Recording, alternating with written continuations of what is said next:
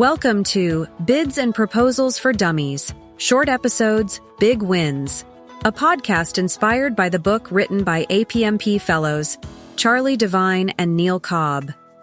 Each episode gives you bite-sized, expert tips to help you navigate the complexities of bid and proposal writing and provides industry best practices on winning business.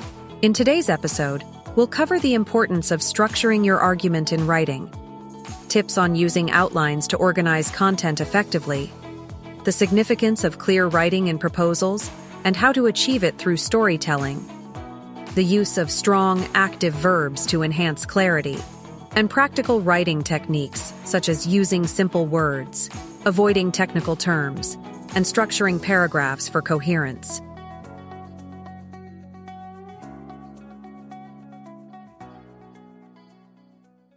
When it comes to writing, sometimes it feels like the ideas in your head are light years away from your fingertips. You know exactly what you want to say, but putting it into words can be a challenge. And when you're writing something important, like a proposal, it's crucial to be clear and persuasive, or you risk losing your reader and potentially the sale. In this episode, we're going to help you structure your argument in a way that is easy for your readers to follow. We'll give you techniques for crafting clear sentences and expressing your ideas effectively. We'll also show you how to make sure your customer doesn't miss the most important parts of your proposal. Now, you may already have a standard proposal format, but here's the thing. Every customer and situation is unique, so organizing your content within that framework can be a challenge. That's where outlines come in. There are two types of outlines we'll discuss: topical and descriptive. Topical outlines are simple and straightforward. They give you a basic structure to organize your thoughts and ideas. They can be like a mind map, helping you cluster your ideas into useful categories. But later on, you'll need to turn those basic labels into more descriptive headings that help readers quickly find the information they're looking for. Descriptive outlines are more expressive and reader-friendly. They use headings that not only inform, but also persuade. These headings help readers scan your proposal and understand your offer at a glance. For your contributors, descriptive headings can also provide guidance on the emphasis you want placed on different elements within the topic. Now, getting your contributors to write what you want can be challenging. They might recycle old content or pass off technical information from manufacturers' spec sheets as their own. Descriptive outlines can be a powerful tool to get your writers thinking in the right way and creating good content. So, consider the outline as an interactive tool for developing proposal content. Plug in notes and expressions from your planning discussions, and let those stimulate responses from your contributors. With a collaborative effort, you can craft compelling content that expresses your value proposition and thoroughly explains the topic at hand. When responding to an RFP, it's important to follow the client's format and include all the required sections.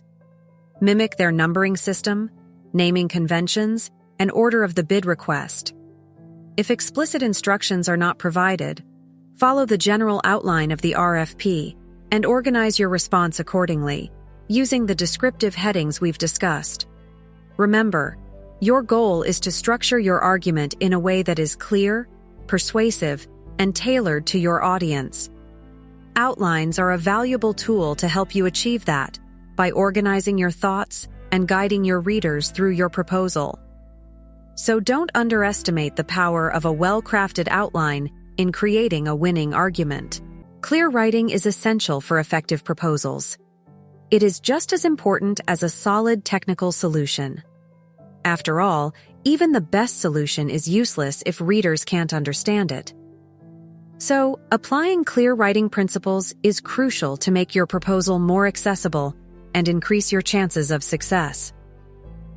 The root cause of unclear business communication is often style, not format or grammar.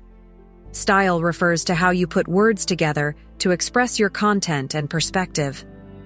In this section, we break down style into fundamental techniques to quickly improve your writing. Clear writing doesn't dumb down ideas, it clarifies them. It eliminates confusing jargon, ambiguous phrases, and content density, making ideas accessible to all who need to understand them. The paradox of writing is that when your writing is clear, readers probably won't notice it. But if it's unclear, they'll definitely struggle to understand. Bad grammar can be overlooked, but bad style leaves readers scratching their heads. So prioritize clear and concise writing. To illustrate the value of clear writing, let me share a story. One of our proposal managers once faced resistance from design engineers who believed she had dumbed down the content. However, she stood her ground and submitted the proposal her way. The result? The customer chose her proposal because it was the only one they could understand. In addition to clear writing, storytelling is impactful in proposals. It helps you connect with customers on a deeper level.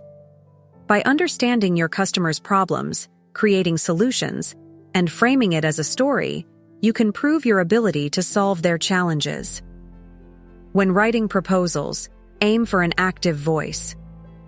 Begin your sentences with human subjects to make the content more engaging and personal. This will keep your actors' roles clear and their actions plain. Avoid passive voice, as it can weaken your proposal's impact. So here's the deal. When it comes to storytelling, action is key. And to avoid getting stuck in a web of abstractions, we should use strong and active verbs. You see, technical content often conceals complex actions by turning verbs and adjectives into nouns, essentially creating what we call nominalizations. They represent abstract ideas like implementation or industrialization. Now, you might be wondering, why do we have nominalizations in the first place? Well, they can be handy for subject experts who want to convey complex concepts using fewer words. But when we're writing for people outside our expertise, like those decision makers who evaluate proposals, they don't work so well. We want to be concise, but we also need to be clear. And that's where the problem lies with nominalizations. They can reduce word counts, but they make the content harder to understand. Take a look at this sentence. We increase engagement and prevention by implementation of the survey, which enables outreach and increases utilization. Whoa, talk about abstract. Whose engagement? Prevention of what? To whom is the outreach directed? Utilization of what? It's like we're missing the whole backstory here.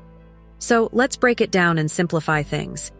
Utilization becomes use. But use what? We need more clues. Outreach turns into reach out, and it seems the survey allows us to do that.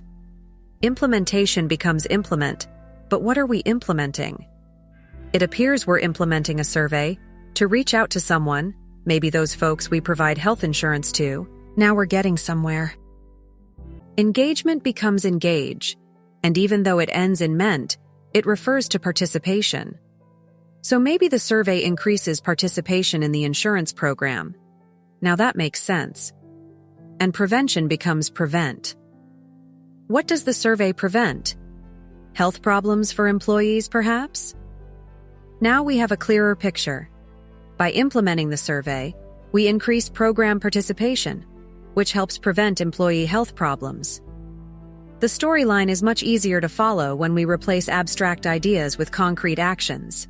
Now, I have to admit, business and technical content love throwing in these abstract nouns, sometimes even without words in between them, which makes things even more confusing. But we'll tackle these noun stacks under the topic of writing concisely later on. Now, don't get me wrong. Completely eliminating nominalizations in proposals might not be possible or desirable. They serve a purpose and are widely used in specialized fields to label complex concepts. The issue arises when we're not writing to specialists. Here's a takeaway about nominalizations. If your audience understands the concept, go ahead and use the nominalization. But if they don't, it's better to turn that concept into a more concrete action and outcome. Once you've explained it, you can use the nominalization later on to refer back to your original explanation. It's like telling a little story about it. When you're having a conversation with someone in person, it's usually easy for them to understand you. Whether you're talking about serious topics like business, politics, or technology, you have a way of keeping your audience engaged and hanging on to your every word. But when you write, you lose the assistance of voice inflection and body language that helps with communication. And sometimes, you may find yourself writing differently than you speak, getting caught up in formality and losing track of what you're trying to say. To make your writing more conversational and accessible to a wide range of audiences, try using the same style of English that you use in conversation. Choose simple words instead of complex ones when they won't compromise your meaning. For example, instead of saying utilize regenerators to provide essential amplification of signals between nodes of a dedicated ring, say use regenerators to strengthen the signals between the nodes of a dedicated ring. The meaning remains the same, but the text is shorter and more direct. Avoid using technical or industry terms unless it's necessary.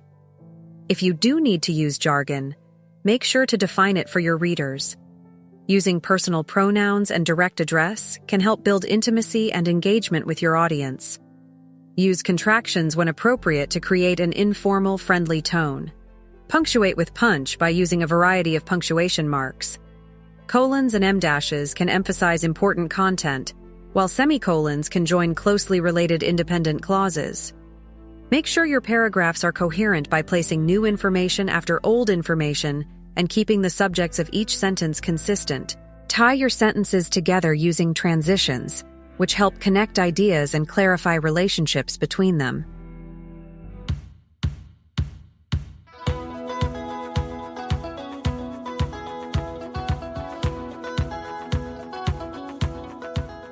In today's episode, we discuss the importance of structuring your argument in writing, the role of clear communication in proposals, the use of strong active verbs, and various tips for effective writing techniques. Thank you for joining us today on Book for Dummies, where we have explored an array of valuable insights and knowledge, and we can't wait to have you back with us for our next episode. Don't forget to subscribe.